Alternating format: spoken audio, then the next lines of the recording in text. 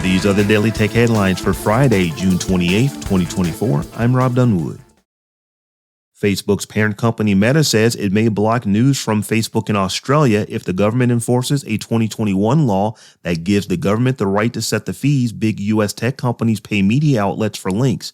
In a parliamentary hearing on Friday, Meta's regional policy director Mia Garlick told lawmakers all options are on the table when asked if the company would block Australians from sharing news content to avoid paying fees. The comments indicate that Meta could take the same hardline stance in Australia it took in Canada in 2023 when that country introduced similar laws. When asked if blocking news from Facebook in Australia would amount to sidestepping the law, Meta's Garlick said taking that action would be complying with it. In a community post on Thursday, YouTube said it is working on new plans for its YouTube Premium subscriptions. In the post, YouTube said, "We're committed to bringing members more plan options by expanding our existing offers to more regions, while also introducing new plans and exploring ways for you to share your benefits with friends in the future." YouTube also is adding new features to YouTube Premium. Android users will be able to watch YouTube Shorts in picture-in-picture mode, and iOS users will also get the AI-powered Jump Ahead feature, which recently launched on Android. Last Friday, Apple announced that Apple Intelligence, the company's artificial intelligence offering coming to iOS, would not be available to European markets in 2024, citing antitrust regulation. The EU Competition Commissioner Margaret Vestager said yesterday that Apple's decision not to launch its artificial intelligence features in the EU is a stunning, open declaration that they know 100% that this is another way of disabling competition where they have a stronghold already. Apple Intelligence is not a standalone app like ChatGPT, and instead will be used through a suite of apps that could lack interoperability with non-Apple apps and could be construed as an anti-competitive behavior. Google Vids, the AI-powered video creation app for Google Workspace announced back in April, is now available for testing to users enrolled in Workspace Labs. The app is aimed at telling stories in work environments like making team recaps, announcement videos, and training reels. Google Vids will eventually be available with Gemini for Workspace, and a version that lacks generative AI will be offered for education.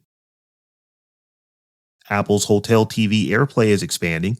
Samsung announced that it is rolling out support for AirPlay to its family of hospitality TVs. In a press release Thursday, Samsung said its integration of AirPlay is part of its broader strategy to enhance the in-room experience for hotel guests while providing powerful management tools for hotel operators. Samsung joins IHG Hotels and Resorts and TVs from LG, who rolled out the functionality in January. Character AI just got a major update. In a post on X, the company introduced Character Calls, the latest addition to its suite of voice features that allows users to talk to the chatbot as if they were on a phone call. According to the post, Character Calls can aid in practicing language skills, interview techniques, RPG planning, crafting storylines, and more. The Apple Vision Pro is now available for sale outside of the U.S. Customers in Japan, Singapore, and China can now buy the device. Pre-orders in Germany, France, Australia, the UK, and Canada also became available today, with delivery set for July 12th. Due to the protracted delay outside of the U.S., some international users traveled to the U.S. to buy the headset, even as some of them found the headset being confiscated by customs in their countries. The remote access software company TeamViewer confirmed today in a statement that the company has experienced an ongoing cyber attack on its corporate network.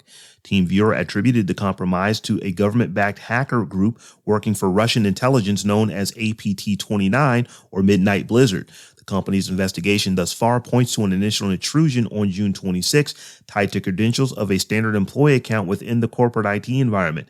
In a statement, TeamViewer said that the cyber attack was contained to its corporate network, and there is no evidence that the threat or threat actor gained access to our product environment or customer data. And finally, a Qualcomm executive told Android Authority that the company is working to make it easier for OEMs to keep devices with older Qualcomm chipsets up to date. Chris Patrick, Senior Vice President and General Manager of Handsets at Qualcomm, said the company knows keeping their products up to date is an issue, is working on making it easier for OEMs to do so, and Qualcomm would announce something soon to address it. For more discussion of the tech news of the day, subscribe to dailytechnewsshow.com. You can find show notes and links to all the headlines there as well. Thanks for listening. We'll talk to you next time.